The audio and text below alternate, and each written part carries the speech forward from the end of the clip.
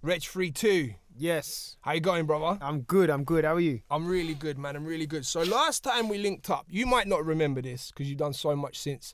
It was like 2011 in the back of a tour car. I think we were on Tiverton and we were sat in the back of the car. You was about to go to the show. This is before, Tractor was blowing up, but before Black and White was released. A long time ago, man. What's changed since then? My hair. Your hair for a start, yeah? My hair, I'm growing it out. I'm trying to get my powers, man. So much. Music's changed. They've changed the one-way system in Tottenham. It's quite annoying. I can never figure out where I'm going. But other than that, just like been recording, been putting stuff out, and just been growing and learning, really, Really well as well, man. Is there anything about your situation right now that you dislike?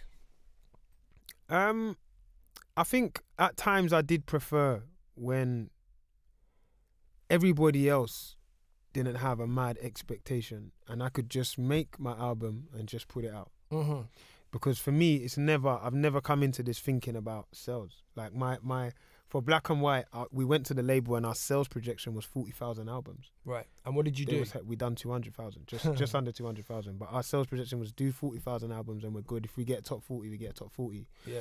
Tractor went in at number 5 and everything changed. Because now it's like, okay, cool. Now the problem is you don't want to be a one-hit wonder. But I'm always like, I don't really care about the chart. But it's like, you do not want to be a one-hit wonder. You need to prove that you can do this again, and you need to keep the scene alive, because then the scene looks to you and the doors start opening for more people. Cool, we go back in with Unorthodox, number 2. Now I'm in more trouble now because I've gone up. The only place you can go from number 2 is number 1. Yeah. We go back in with Don't Go, we're number 1 now. Yeah. So now it's like you're in a real league now. You're in the league now. So now the album comes out, we go gold, etc. And then now it's just like, I'm still that person that just wants to make dope albums. Do you know what I mean? That's what my ethos is. And then it just gets all tangly because it's like the record label are like, we got a sales projection and we want hit singles and we want this, and I'm like, man, I'm not gonna make no record that don't fit with my album. So if this album happens to have no singles, it happens to have no singles and it's just an album, but we need to find a way to get that out. The problem being their expectation is now a benchmark of 100,000. Do you know what I mean? So it just kind of spiraled out of hand. So probably the thing what I miss the most is just that freedom. Even though I'm creatively free, but it's still a tug of war. Yeah, I hear that, man, and that's something that consumers and people that are buying the music never really see. If they're not part of the music business, they never see that there is someone at the label running this, and there is, like you say, expectations at the label, man.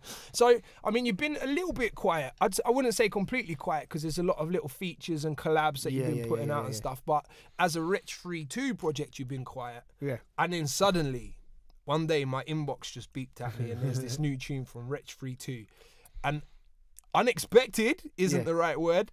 I think that's an understatement, but without a doubt, when I heard it, I was like, this has to go to number 1. Like, this is a number 1 single, without a doubt. Yeah. Is that how you felt when you finished, when you wrapped up the thing, where you like... I tell you what it was. The energy around me that time was different. And at that time, I was probably the most frustrated I've been recording.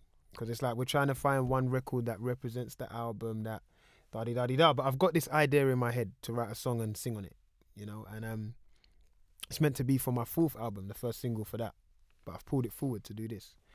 So when we've made this record, the energy, everyone was at breaking and boiling point.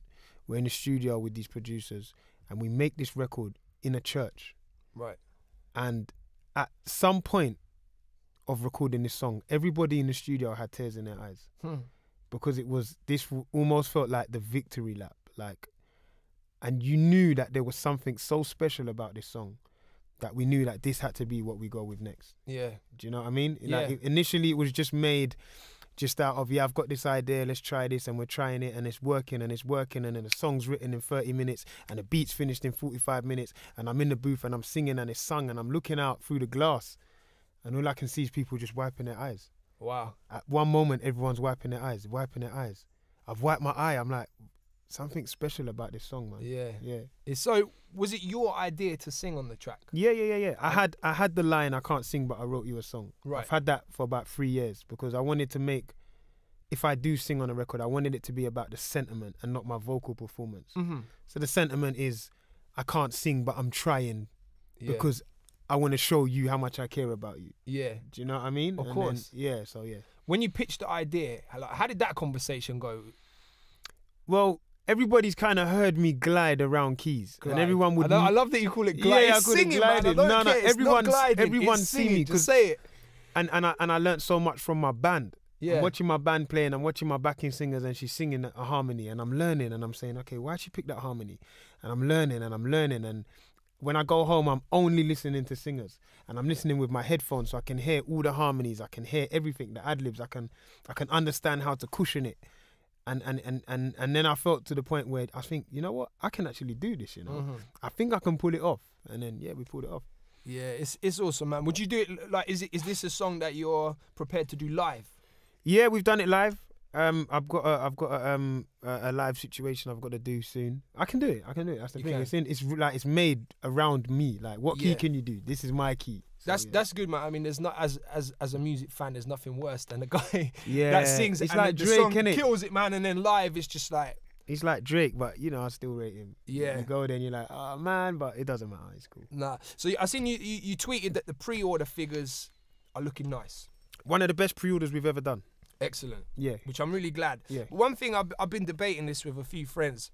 Do you think that charts should be based on sales figures alone now, or do you think that things like Spotify plays and YouTube? I hate that and all streaming. this stuff, yeah. I Well, hate obviously all that. as an artist you do. I hate you pay that. less for it, right? I hate all that. You know what? Because now they've added this streaming system to the charting thing. So it's not only just off sales. It's like how much times people go onto. Right. Oh, so it is added now. Yeah, I didn't know that. onto this. I don't know if it's a specific streaming site or it's Spotify. It's amount of times, but that's never gonna work in Wretch 32's favor. That's never gonna work in Jay-Z's favor. That's only gonna work in One Direction's favor, who have fanatics. That are like go on there and stream it and keep streaming it and keep streaming it. Our fans ain't into that. We catch you online. Yeah, or we catch you at your show. Do you know what I mean? Or I've got a CD and I'm listening in my car.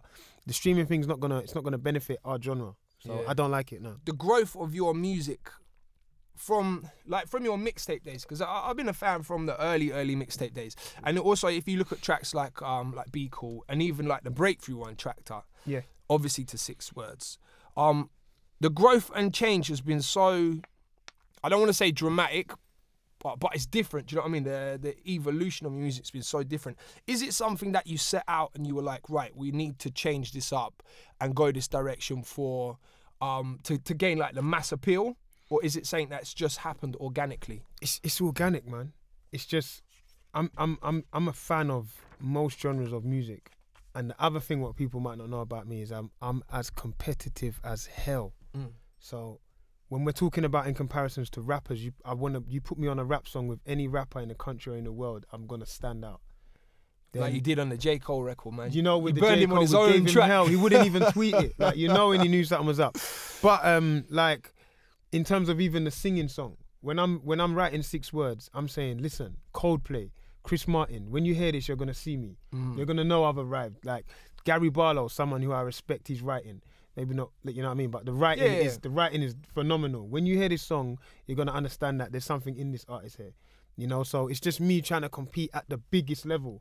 And I think sometimes an artist that's in a genre that isn't too big has to make a song that's bigger than the genre to make the genre shine. And I say that because without me having a record that can sit on mass radio next to all these tunes, how do they know that we're good artists? Because they're not going online to check. They're not going online saying, let me listen to Stormzy. They only know Stormzy when Stormzy crosses over. They only know Wretch 32 when Wretch 32 does Tractor. So how do I show them that there's 1,000 of me down here? You know, with making something that they understand and they respect as music.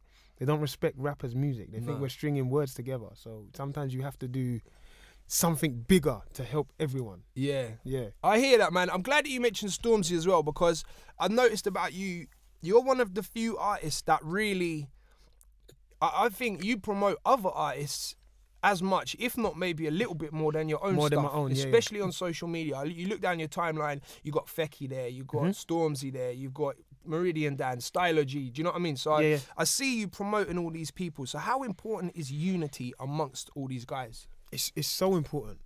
Like, we have to understand, like, if you're a real fan of music, you will understand this, and you're a real musician, like yourself. Like, when you hear something that's so sick, that has 1,000 views, it doesn't make sense to you.